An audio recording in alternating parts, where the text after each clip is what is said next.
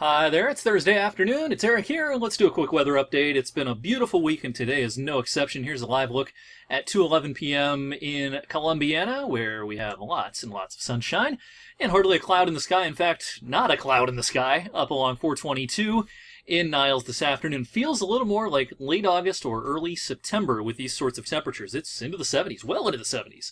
78 Berlin Center, Minerva's at 78, Calcutta 72, and Youngstown's at 75. Mercer at 74 degrees. It's 3 degrees warmer at the airport than the same time yesterday, and today's highs will be about 3 degrees higher than yesterday. Yesterday's high was 73. I think we'll top out officially at the airport at about 76. Let's talk about Matthew briefly here. Here's the Miami radar showing the eye of Hurricane Matthew.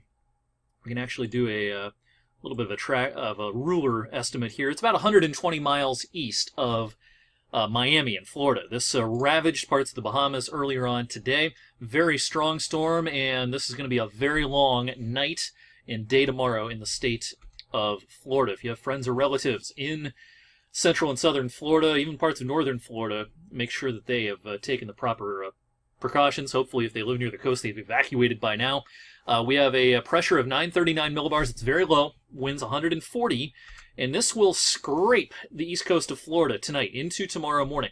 There's a chance it makes a landfall a couple of times right along the coast in through here. But even if it stays just offshore, big problems tonight. East coast of Florida. West Palm Beach up to the Space Coast, and then eventually up to the Jacksonville area by later on tomorrow into tomorrow night. And then this thing's going to kind of loop back around and weaken, thankfully, as we go later into the weekend and into next week. We'll have much more on Matthew, a full update this evening on Weather for Weather Geeks. I'll get that online, hopefully before the Indians game this evening. And I'll have much more, of course, not only on Matthew, but our local forecast, which does feature a cool down this evening on 21 News at 6 and 11. So make sure you tune in, that is, to those newscasts. I will see you then. Have a great rest of this Thursday.